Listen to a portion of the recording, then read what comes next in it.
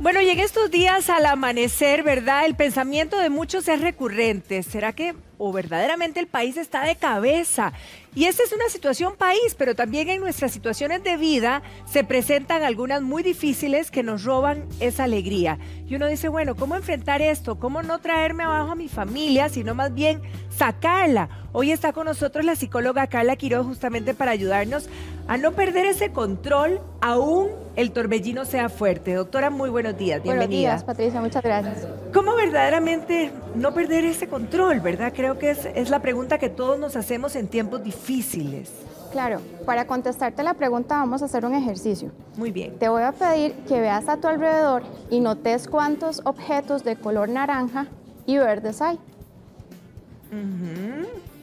Y me digas cuando ya está lista. Ok, verdes, sí, varios. Ok. ¿Listo? Sí. ¿Cuántos naranja vistes? Naranja solo como uno, que estoy viendo aquí, y este es medio amarillo naranja, digamos. Ajá. Como 1,5. ¿Y verdes? ¿Muchos? Muchos, ok. Sí. Sin volver a ver a tu alrededor, ¿cuántos amarillos vistes? Te voy a decir, pues, no me acuerdo si los vi, pero sé que hay dos atrás mío, pero porque lo tengo grabado en la memoria. Es que justamente eso es lo que pasa en nuestro día a día. Nos enfocamos en ver ciertas situaciones que no vemos el alrededor y su entorno en general, ¿verdad? El ser humano es un ser biopsicosocial y espiritual, y cuando hablo de espiritual no me refiero a una religión. Entonces, en muchas situaciones nos enfocamos en ver solamente esas situaciones difíciles, esas situaciones complejas, y no podemos ver todo el entorno de manera integral. ¿Okay? Entonces, en muchas ocasiones puede ser que nuestro entorno social, nuestro entorno familiar, sí, tal vez no esté como quisiéramos, pero el entorno laboral, nuestra salud física, nuestra parte espiritual se encuentra equilibrada. Entonces eso nos da contención y nos permite mantener un equilibrio emocional estable. Entonces, ¿cómo no perder? Tratando de visualizar todo de manera integral, no solamente esos pequeños puntos, y por eso, ¿verdad?, la famosa frase de que vemos solo el punto negro en la hoja blanca. Sí, claro. Entonces veamos todo el conjunto que nos rodea, veamos todas esas cosas importantes que tenemos en la vida y no nos enfoquemos solo en esos hechos aislados. Ahora, ¿cómo permear esto en la familia? Sería la segunda pregunta. Si realmente logramos ese equilibrio, ¿verdad? ¿Cómo permearlo a nuestros hijos, a nuestro esposo o viceversa? Claro, la familia es un sistema.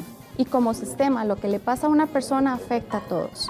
Entonces, normalmente tenemos la tendencia a pensar de que crisis es igual a dificultades, es problemas, es negativismo. Y no necesariamente la crisis significa solamente esto, ¿verdad? La crisis trae oportunidades para las personas. Entonces, cuando logramos involucrar a toda la familia en un hecho específico que nos está afectando, todos se sienten partícipes, todos aportan. Y eso, ¿verdad?, a la larga puede traer unión familiar, puede traer una comunicación más asertiva, puede que las personas se vinculen más afectivamente y papás e hijos interactúen para resolver la situación de una manera más esperada. Doctora, ¿hay alguna clave quizá como para activar esa energía interna, verdad, que nos permita de alguna manera ver el futuro mucho más positivo que a lo mejor estamos viendo la situación inmediata? Claro, poder reconocer nuestras emociones. Las emociones finalmente se canalizan en energía. Entonces, si yo sé identificar qué es lo que me está sucediendo, si yo estoy triste, si yo estoy enojada, si yo estoy alegre, esas emociones se van a manifestar en nuestro cuerpo. Entonces, yo puedo identificar, ok, estoy triste, ¿por qué estoy triste? ¿Qué puedo hacer para mejorar esa tristeza? ¿Qué está en mis manos? ¿Verdad? No es solamente quedarnos, estoy triste, y que esa energía negativa nos gane, sino también poder identificar cuáles son esas otras energías que me permiten salir adelante. Ahora, por ejemplo, hay mucha gente, bueno, que ve, como usted decía, solo el punto negro, pero muchas otras personas que están muy positivas y que dicen, bueno, tengo esperanza de que mi esposo se recupere de una enfermedad, o tengo esperanza de aquel que no tiene trabajo, que voy a conseguir un empleo, tengo esperanza de que la situación del país mejore pronto. Esta posición, ¿hasta qué punto verdaderamente es positiva, digamos, es buena para nosotros? ¿O nos ayuda de alguna manera?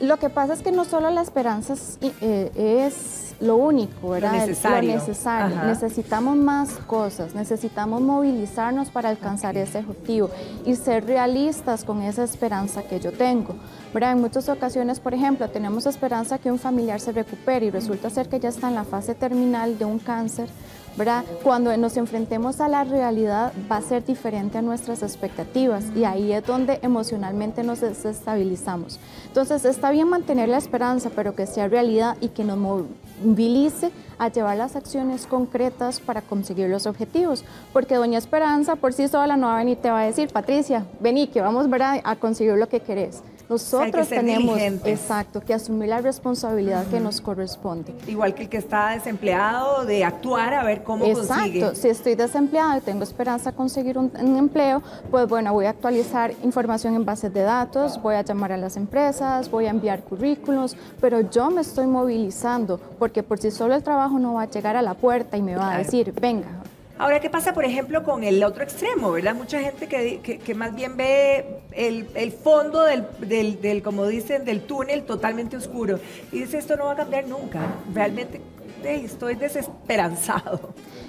Claro, lo que pasa es que entonces tenemos que ver, estoy desesperanzado porque estoy esperando que los demás resuelvan por mí, porque eso es una conducta muy característica de las personas, echarle la responsabilidad a los demás. A mí no me gusta hablar de culpa, hablo de responsabilidades. Claro. Entonces, por ejemplo, llego tarde al trabajo, fue culpa de la presa, fue culpa de mi hermano que se metió tarde a bañarse, fue culpa de cualquier situación. Puede ser que sean hechos fortuitos, pero si ya es repetitivo, realmente la responsabilidad es mía, ¿verdad? Tal vez no me estoy levantando lo suficientemente temprano. Entonces, asumamos la responsabilidad que nos corresponde, y no se la deleguemos a los demás. Porque de ahí, si no, vamos a esperar que los demás hagan por mí, resuelvan por mí, sean por mí. Y de ahí nunca se va a conseguir. Porque, por ejemplo, hay muchas personas que dicen, es que mi esposo no me hace feliz. Entonces, ¿verdad? A mis pacientes yo le digo, es que nunca te va a hacer feliz, porque tu concepto de felicidad es muy distinto al mío. Además, sí. Entonces, si yo estoy esperando que me haga feliz de acuerdo a mi concepto, nunca va a llegar. Ahora, ¿qué pasa, por ejemplo, y volviendo a la situación del país, ¿verdad? Quizá, ¿cuál pudiera ser una buena actitud frente a esto que estamos pasando? Nuestro metro cuadrado. ¿Verdad? Vuelvo al tema de la responsabilidad. Podemos, digamos, okay. Lo que está en nuestras manos manejar. Siempre vuelvo al tema. Decimos, el presidente, los diputados, el país está mal, pero yo como persona, ¿qué estoy haciendo en mi metro cuadrado? ¿Qué estoy haciendo con mis hijos? ¿En qué estoy contribuyendo? ¿Qué puedo hacer yo para mejorar? Porque vuelvo al mismo. Esperamos que los demás cambien, pero ¿y yo?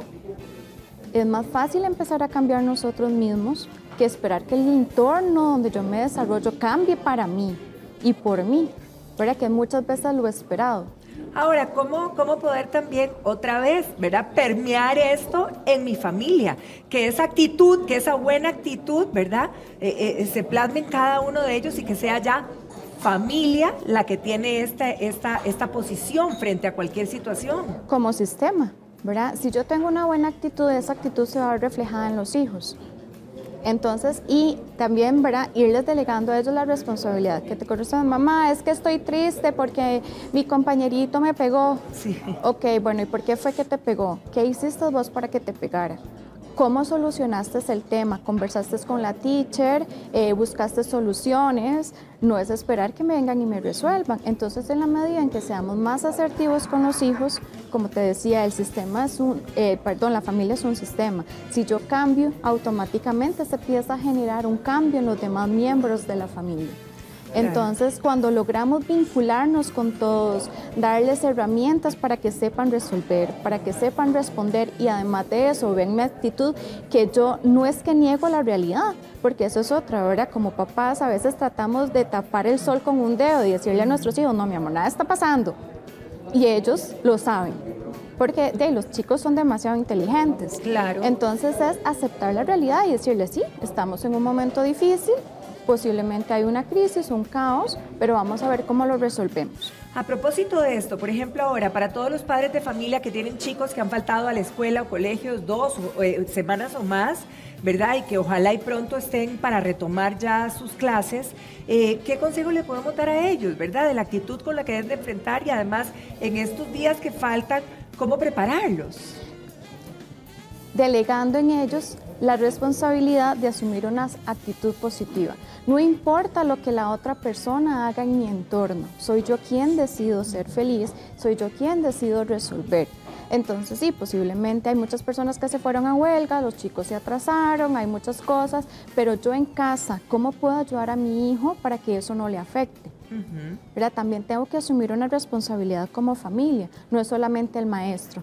De pronto que estuviera repasando diariamente, que fuera avanzando en algunos temas con los que yo le pudiera ayudar, etcétera, etcétera. Entonces no es así como llegar y decir, ah, sí, ¿verdad? La maestra no vino, me quedé sin clases y entonces ahora me va a ir mal en los exámenes. No, apoyemos a ver qué desde nuestra parte podemos aportar para hacer más llevadera la situación, no deleguemos todo en los demás. Ahora, una situación real también es que muchos de estos chicos que se quedaron en casa, en la mayoría de hogares no está papá ni mamá porque ambos trabajan, ¿verdad? Correcto. Entonces una dinámica que pueda servirles, ¿verdad? De cómo apoyar tanto a padres como a hijos, porque más bien para muchos se ha convertido en un problema, ¿verdad? Claro, siempre, ¿verdad? Cuando trabajo con mis pacientes, sobre todo adolescentes, ¿qué es lo que sucede? La familia llega y me dice, es que está teniendo un comportamiento conflictivo, no está ayudando en la casa, no está recogiendo las cosas. Pero yo les digo a los papás, ¿desde hace cuánto ustedes trataron de hacer el hábito en la persona para que ordenara su cuarto, para que aportara en la casa, para que asumiera responsabilidades? Eso es un proceso que se hace desde que están pequeños, ¿verdad? De acuerdo a la edad deben de asumir responsabilidades. En muchas ocasiones pretendemos que ya son adolescentes y entonces sí, asuma todas las responsabilidades que nunca antes habían asumido y es donde se hace el caos. Entonces, ¿cuál es mi recomendación? Que sea cual sea la edad que tenga el chico o la chica, vayan los papás delegando las responsabilidades. Ok, mi amor, yo no puedo estar con vos en casa porque tengo que trabajar, pero tus responsabilidades son esta y esta. Cuando yo llego a casa vamos a revisar si las hiciste y cómo las hiciste. Si no, de acuerdo a sus resultados, hay una consecuencia. Ahora, también se genera una angustia importante, ¿verdad? En padres de familia cuando no pueden estar en casa y sobre todo, bueno, muchos cuentan con el papá o la suegra o el suegro, qué sé yo, que puedan cuidar a los chicos, pero hay otras familias que no cuentan con esa posibilidad y hay que dejarlos solos y de repente ahí también, además de la situación, hay una culpabilidad. ¿Cómo manejar? Sí, el tema de la culpabilidad es como muy común ahora en día. ¿Por qué? Porque hemos crecido con estereotipos sociales, ¿verdad? Mamá es la que debe estar en la casa porque tradicionalmente es lo que siempre se ha visto. Hoy en día la dinámica de la mujer es muy diferente porque tenemos una participación más activa en el ámbito laboral. Claro. Entonces, si yo no estoy cumpliendo con ese estereotipo, con ese perfil de mamá tradicional del siglo pasado, no es porque yo no quiera, ¿verdad? Es porque las circunstancias han cambiado y eso no me hace ni mejor ni peor mamá. Pero sí tengo que darles a mis hijos las herramientas, las habilidades necesarias para que entonces ellos puedan seguir funcionando en el sistema de una manera adecuada. Y entonces que mamá pueda trabajar esa culpa, ¿verdad? Por no estar en casa, porque finalmente no estaría haciendo nada malo si quisiéramos verlo así. Yo no hablo de ver cosas buenas ni malas, pero socialmente hablando eso es lo que se dice. Ah, no, es una mala mamá porque no está con sus hijos. No, es que ser mamá no es solamente estar presente 24/7. En muchas ocasiones es mucho más sano que mamá salga a trabajar, ¿verdad? Que como decimos popularmente esté agarrada al pelo con los chiquitos día y noche. Entonces hay que ver el sistema de manera integral. ¿Qué me está generando culpabilidad? ¿Cómo la puedo trabajar? ¿Qué es lo que tengo que hacer? ¿Será que es una culpa porque no estoy cumpliendo con la mamá que a mí me gustaría haber sido o haber tenido? Claro. ¿O qué es lo que está sucediendo? Pero tenemos que dejar ese patrón o esa receta social impuesta por la sociedad donde nos dice cómo tenemos que ser. Ahora, otro punto importante también es que como mamás, trabajadoras, responsables de casa, qué sé yo, pudieran mencionar 1001 de las responsabilidades que tenemos como mujeres, muchas veces nos acostamos preocupadas por algo, ¿verdad? Economía, enfermedad, tarará. Y pasamos dale y dale al pensamiento, nos levantamos de la misma forma y esa preocupación nos consume. ¿Qué recomendación podrías darle a todas las personas que están en esta situación, sobre todo cuando hablamos de nosotras las mujeres? ¿Cómo manejarlo? Claro, yo ahí siempre hago un ejercicio muy interesante con mis pacientes y yo les digo escriban. Primero, porque donde escribimos depositamos en algo y en este caso en un papel. Y segundo, también se vuelve terapéutico. Entonces yo digo, escriban una lista de todas esas preocupaciones que tienen. Visualicemos qué podemos hacer para minimizar esa preocupación. Ah, ok, estoy preocupada por el tema económico. Ok, bueno, ¿qué puedo hacer?